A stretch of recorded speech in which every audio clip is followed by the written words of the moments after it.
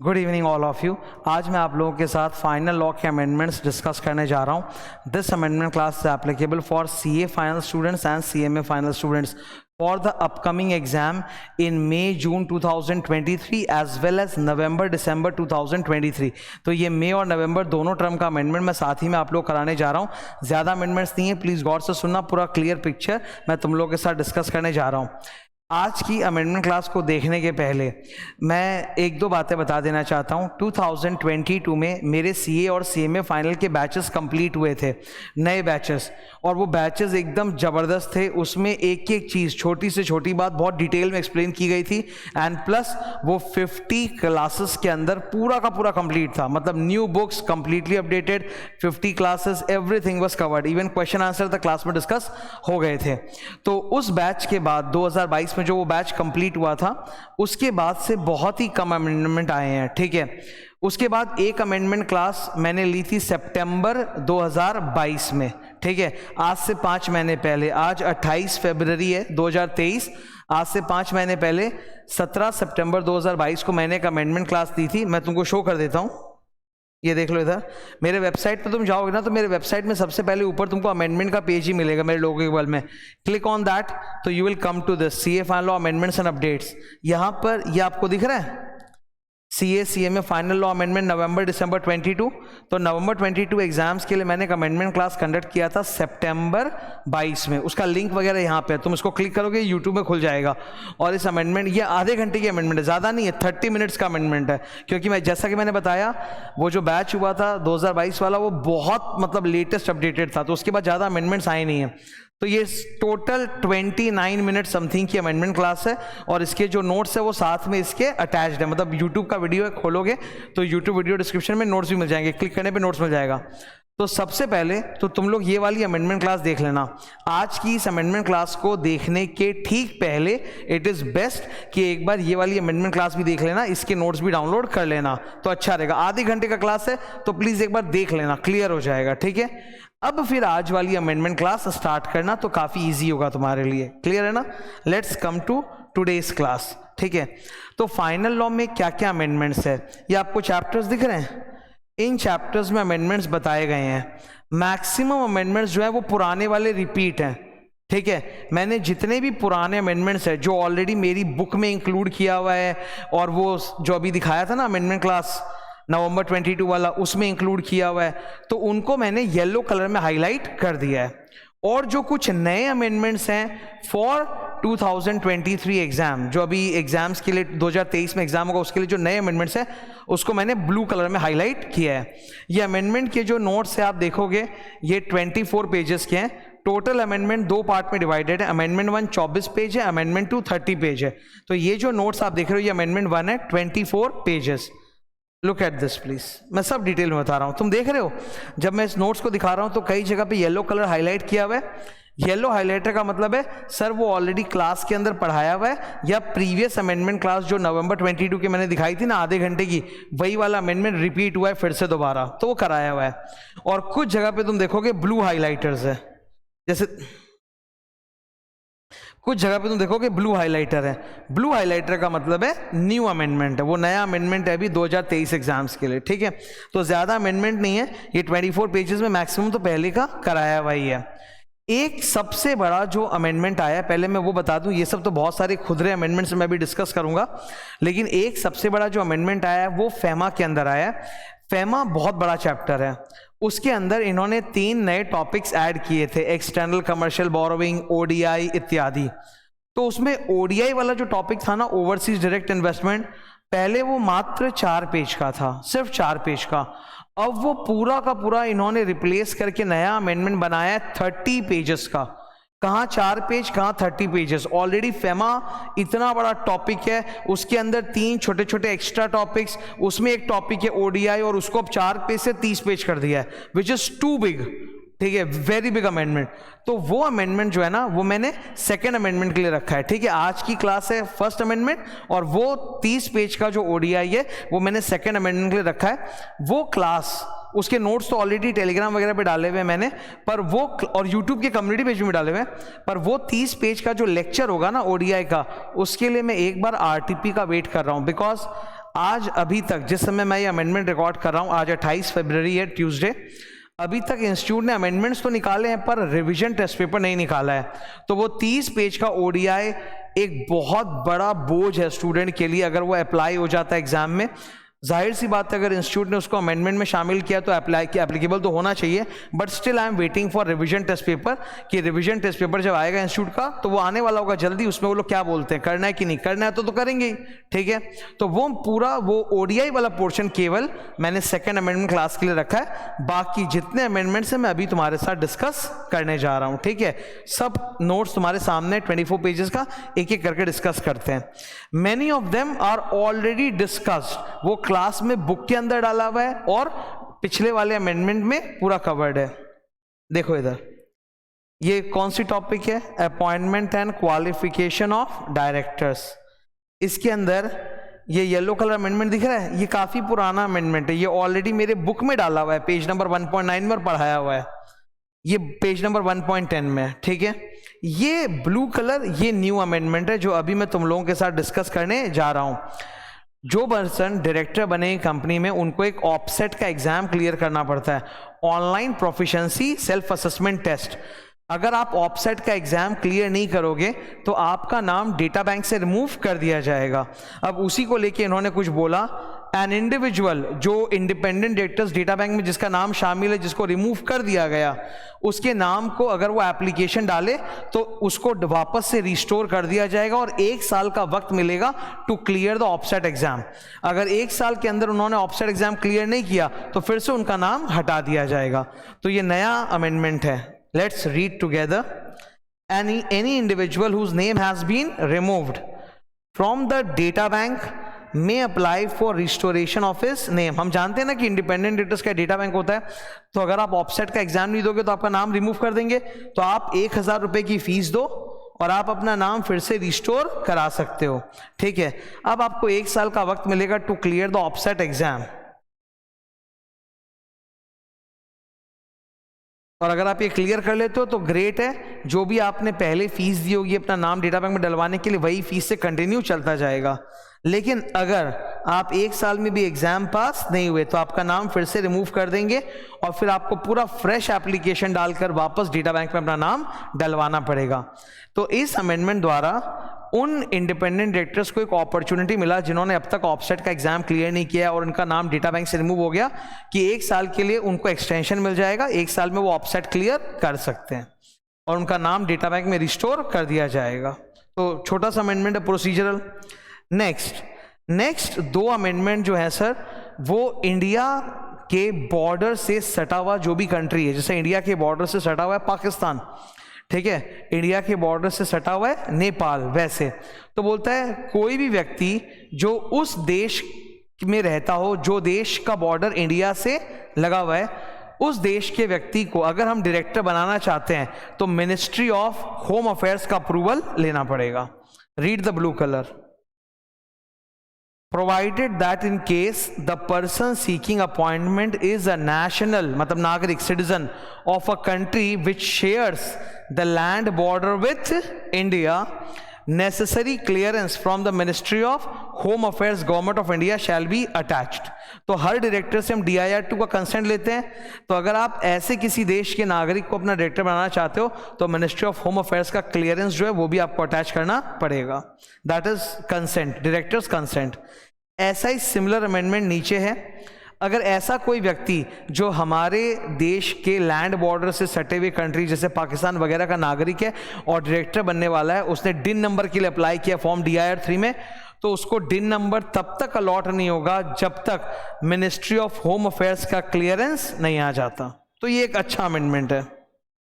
Next कौन सा chapter sir? Board meeting. Board meeting में कोरोना के टाइम पे एक बहुत बड़ा अमेंडमेंट आ चुका था, काफ़ी पुराना है, ये हम लोग क्लास में पढ़ भी चुके हैं, पेज नंबर 2.4। 5 ऐसे मुद्दे थे जिसके लिए फिजिकल बोर्ड मीटिंग कंपलसरी था और वो हट चुका है। आज के दिन कोई भी ऐसा मैटर नहीं जिसके लिए फिजिकल बोर्ड मीटिंग कंपलसरी हो। आपको जो मैटर है आप चाहो तो वीडियो कॉन्फ्रेंस वाली बोर्ड मीटिंग से, वर्चुअल बोर्ड मीटिंग से कंप्लीट कर सकते हो। तो ये ऑलरेडी क्लास में पढ़ाया हुआ है, page 2.4। Next, foreign company chapter. Foreign company chapter के अंदर भी जो अमेंडमेंट्स है वो पढ़ाए हुए ऑलरेडी, ये रहे। फॉरेन कंपनी के डेफिनेशन में आईएफएससी सेंटर को लेकर अमेंडमेंट था, जो क्लास में पढ़ाया हुआ पेज 10.2 में। मैंने आईएफएससी सेंटर का एग्जाम्पल भी तुम लोग को दिया था। अभी फिलहाल इंडिया में अहमदाबाद, गुजरात अहमदाबाद में एक स्पेशल इकोनॉमिक जोन है जिसका नाम है गिफ्ट सिटी। अभी भारत में वही इकलौता एक आईएफएससी सेंटर है, Gujarat international financial tech city, gift city Ahmedabad, that is the only IFSC centre. तो ये मैंने क्लास में पढ़ाया भी था, इसके ऊपर पूरा डिस्कशन भी हो चुका है हम लोग का। वही आईएफएससी को लेके अगेन ये क्लास में पढ़ाया हुआ पेज 10.15। नेक्स्ट, निधि कंपनी में बहुत सारे अमेंडमेंट्स आए थे, और निधि कंपनी में जितने भी ये अमेंडमेंट्स है ये मेरे प्रीवियस अमेंडमेंट वीडियो में, जो अभी मैंने दिखाया था ना अपने वेबसाइट पर, ये मेरे वेबसाइट पर जो मैंने दिखाया था नवंबर 22 का अमेंडमेंट, ये आधे घंटे का, इसमें पूरा ये कवर्ड है निधि कंपनी वाला अमेंडमेंट, ठीक है। तो निधि कंपनी के सारे अमेंडमेंट्स जो येलो कलर दिख रहे हैं वो प्रीवियस अमेंडमेंट वीडियो में कवर्ड है, नोट्स के साथ, तुम देख सकते हो उसको। इसलिए मैंने बोला पहले एक बार वो आधे घंटे देख लेना।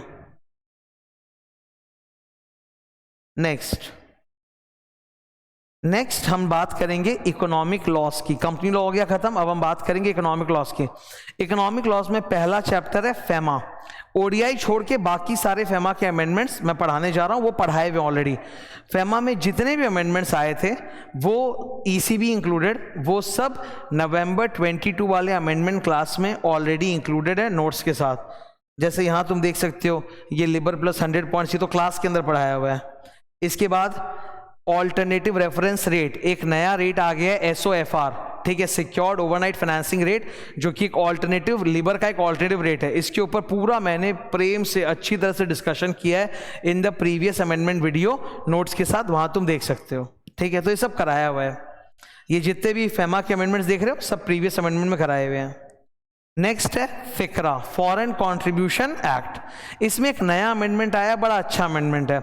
तुम लोगों को याद होगा, अगर किसी भी व्यक्ति को उसके रिलेटिव बाहर रहता है, उनकी तरफ से 1 लाख रुपए से ज्यादा का अगर गिफ्ट वगैरह कुछ भी मिलता है फॉरेन कंट्रीब्यूशन, तो आपको मिनिस्ट्री ऑफ होम अफेयर्स को बताना पड़ता है bye filing FC1 with in 30 days. तो इसमें अमेंडमेंट आ गया है, अब आपको वो लिमिट बढ़ा दी गई है, 1 लाख के बजाय 10 लाख की है, और दूसरा 30 डेज में नहीं बताना, 3 मंथ्स में बताना है। तो किसी भी व्यक्ति को अगर विदेश में अपने रिश्तेदारों से कोई भी सामान, गिफ्ट, फॉरेन कंट्रीब्यूशन मिला है जिसकी वैल्यू 10 लाख के ऊपर है, तो 3 महीने के अंदर आप फिक्रा की ऑनलाइन जो वेबसाइट है, फिक्रा online ministry of home affairs से कनेक्टेड, उसमें आपको फॉर्म FC1 जमा करना पड़ेगा विद इन 3 मंथ्स। तो ये एक अच्छा अमेंडमेंट आया है फिक्रा के अंदर। फिर ये फिक्रा में एक छोटा सा मामूली सा अमेंडमेंट है, उसी से कनेक्टेड कुछ फ्रीक्वेंटली आस्क्ड क्वेश्चंस है, बड़ा सिंपल है, कोई इसमें लोड नहीं है। फॉरेन कंट्रीब्यूशन जो चैप्टर है ना, फॉरेन कंट्रीब्यूशन रेगुलेशन एक्ट, उसके अंदर एक सेक्शन नंबर 32 होता है। मान लीजिए कि कोई NGO है, उन्होंने ऑलरेडी फिक्रा के अंदर रजिस्ट्रेशन ले रखा था, बट उनसे कोई गलती वगैरह हो गई और सेंट्रल गवर्नमेंट यानी कि मिनिस्ट्री ऑफ होम अफेयर्स ने उनका लाइसेंस कैंसिल कर दिया, सस्पेंड कर दिया, या उनके खिलाफ कोई ऑर्डर पास कर दिया। तो अब वो लोग चाहें, ऑर्डर में अगर कोई गलती है तो वो रिवीजन ऑफ ऑर्डर के लिए अप्लाई कर सकते हैं, ठीक है। तो सेंट्रल गवर्नमेंट ने अगर आपके खिलाफ कोई एक्शन लिया है, कोई ऑर्डर पास किया है, तो आप सेंट्रल गवर्नमेंट के ऑर्डर में एक एप्लीकेशन डाल के बोल सकते हो कि आपके ऑर्डर में गलती है, प्लीज रिवाइज योर ऑर्डर। तो रिवीजन ऑफ ऑर्डर के ऊपर सेक्शन नंबर 32 है। अब इसको लेके पहले नियम ये होता था कि आप प्लेन पेपर में एक एप्लीकेशन लिख के मिनिस्ट्री ऑफ होम अफेयर्स में जमा कर दोगे for revision of order under section 32। अब वो चेंज हो गया, प्लेन पेपर एप्लीकेशन नहीं चलेगा, आपको ऑनलाइन एप्लीकेशन डालना पड़ेगा, उसी को लेके सारा अमेंडमेंट है। इधर देखो, तो पहले क्या नियम था कि अगर आपको रिवीजन करवाना है सेंट्रल गवर्नमेंट के ऑर्डर का, तो आप मिनिस्ट्री ऑफ होम अफेयर्स को प्लेन पेपर पे चिट्ठी लिख के दोगे। तो अब इन्होंने देखो क्या किया है, वो दिख रहा है तुमको ब्लू कलर में, प्लेन पेपर काट दिया है, बोला अब आप ऑनलाइन जमा करोगे एप्लीकेशन। तो वो ऑनलाइन जमा कैसे करना है, उसी के ऊपर FAQ है, वेरी सिंपल है। एक एक करके सवाल पढ़ते हैं। Question number 1, who is eligible to submit the revision application. जिनके खिलाफ भी ऑर्डर आया सेंट्रल गवर्नमेंट का और ऑर्डर में कोई त्रुटियां हैं, कोई गलती है, वो एप्लीकेशन डाल सकते हैं, एलिजिबल हैं। सेकंड, आप एप्लीकेशन कहां कैसे जमा करोगे, ऑनलाइन जमा करोगे, मिनिस्ट्री ऑफ होम अफेयर्स के पास जाएगा। थर्ड, क्या प्लेन पेपर वाला एप्लीकेशन चलेगा क्या? नहीं, वो बंद हो गया है। नंबर 4, क्या प्रोसीजर होगा? तो इन्होंने ऑनलाइन प्रोसीजर बताया है कि आप ना फिक्रा के वेबसाइट पे जाओ, ठीक है, उसमें एक हेडिंग है, इस वेबसाइट के अंदर ही पेज होगा सर्विसेज अंडर फिक्रा, उसके अंदर एक पेज होगा रिवीजन एप्लीकेशन अंडर सेक्शन 32 फिक्रा 2010, तो उसी को आप क्लिक करोगे और वहीं पे आप अपना ऑनलाइन एप्लीकेशन जमा करोगे। क्या ऑनलाइन एप्लीकेशन के साथ आपको कोई फिजिकल कॉपी भी अलग से मतलब भेजना है, पोस्ट करना है? नहीं। कोई फॉर्म नंबर है क्या एप्लीकेशन का? कोई फॉर्म नंबर नहीं है, ठीक है। क्या आपको रीजन बताना पड़ेगा? मतलब do you need to give any justification why the order should be revised? Yes, उसके बिना रिवीजन होगा कैसे? फीस जमा करनी पड़ेगी क्या ऑनलाइन? हाँ, फीस जमा होगी 3000 रुपए। What is the time limit for making an application? 1 year. वो पहले जो था वही है, 1 ईयर। जिस दिन ऑर्डर आया था या जिस दिन आपको ऑर्डर पता चला वहां से 1 साल के अंदर आप ऑनलाइन रिवीजन एप्लीकेशन डाल सकते हो। तो ये अमेंडमेंट है जो सेक्शन 32 के साथ कनेक्टेड है। Next, IBC code. IBC code के अंदर भी कुछ छोटे छोटे से अमेंडमेंट्स हैं। क्या क्या? सबसे पहले इधर section number 7, section number 7 IBC code हमें सिखाता है कि किसी भी कंपनी को हम लोग डायरेक्टली लिक्विडेट नहीं करेंगे, पहले हम उस कंपनी को बचाने की चेष्टा करेंगे। उसके लिए हम लोग एक प्रोसेस करेंगे जिसको कहते हैं रेजोल्यूशन प्रोसेस। प्रॉपर नाम होता है CIRP, corporate insolvency resolution process. तो पहले जो भी प्रोफेशनल पर्सन आएगा वो रिजॉल्व करने की कोशिश करेगा, एक प्लान बना के within 180 days they will come up with the resolution plan to save the company. वो नहीं हुआ तब कंपनी लिक्विडेट होगा। कोई भी फाइनेंशियल क्रेडिटर सेक्शन नंबर 7 में NCLT के पास एप्लीकेशन डाल सकता है to initiate the insolvency process of a company. नियम अब ये आ गया है रूल 4 में अमेंडमेंट कि NCLT के पास एप्लीकेशन जमा करने के पहले उस एप्लीकेशन की एक कॉपी आप कंपनी के पास और IBBI के पास जमा करोगे, ठीक है। Read the blue paragraph. The applicant shall serve a copy of the application to the registered office of the corporate debtor, मतलब कंपनी, जिस कंपनी को आप बंद कराने के लिए एप्लीकेशन डाल रहे हो उसी कंपनी को एक कॉपी दोगे। एंड द बोर्ड, बोर्ड बोले तो IBBI, insolvency and bankruptcy board of India, by registered post or speed post or by hand or by electronic means before filing it with the adjudicating authority। तो NCLT के पास application डालने के पहले आप उस application की कॉपी कंपनी और IBBI में जमा करोगे। नेक्स्ट, सेक्शन नंबर, ये पेज नंबर भी मैंने लिख दिया है कि मेरी बुक का कौन सा पेज नंबर है, वहां पर आपको जाके ये ऐड करना है। Next, again you will go to my book page 5.73, वहाँ सेक्शन 41 इतना सही है, determination of valuation of claim. उसमें आपको ये भी थोड़ा सा हल्का सा ऐड करना है। बहुत सिंपल ज्ञान है। एक कंपनी है जो ऑलरेडी लिक्विडेट हो रही है, तो लिक्विडेटर है अभी, लिक्विडेटर अनाउंस करता है कि जिन लोगों को भी कंपनी से क्लेम है, पैसा चाहिए, जो क्रेडिटर से आके अप्लाई करो। अब जितने लोग भी उसके पास एप्लीकेशन डालेंगे, क्लेम करेंगे पैसा, उन सब के क्लेम्स को तो वेरीफाई करना पड़ेगा कि जेन्युइन है कि फेक है। तो he will do the verification with in 30 days. तो लिक्विडेटर 30 दिन के अंदर जितने भी क्लेम्स उसके पास जमा हुए हैं सबको वेरीफाई कर लेगा कि जेन्युइन है कि फेक है। नेक्स्ट, IBC कोड का जो मेरा चैप्टर है उसके एकदम लास्ट में 5.88 पेज, एकदम लास्ट पेज में एक टॉपिक है रिप्लेसमेंट ऑफ लिक्विडेटर, कि कंपनी जो लिक्विडेशन में चली गई, जहां लिक्विडेटर आ गया, वहां स्पेशल रेजोल्यूशन पास करके लिक्विडेटर को चेंज किया जा सकता है, रिप्लेसमेंट ऑफ लिक्विडेटर। तो यहां पर जो भी नया लिक्विडेटर आता है ना, पहले नियम था कि उसको 3 दिन के अंदर IBBI को इंटीमेट करना है कि रिप्लेस हुआ हूं, मैं नया आया हूं।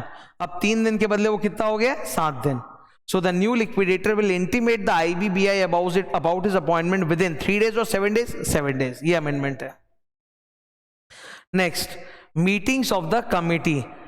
जब एक कंपनी रेजोल्यूशन प्रोसेस में रहती है तो जो रेजोल्यूशन प्रोफेशनल होता है उसको कमिटी ऑफ क्रेडिटर्स की मीटिंग करानी पड़ती है। ये टॉपिक हम लोग पढ़े थे, पेज नंबर 5.46 के टॉप पर है, मेरे बुक के टॉप में। तो अब इसी में एक एक्सप्लेनेशन आया है, एक एक्स्ट्रा क्लैरिफिकेशन आया है।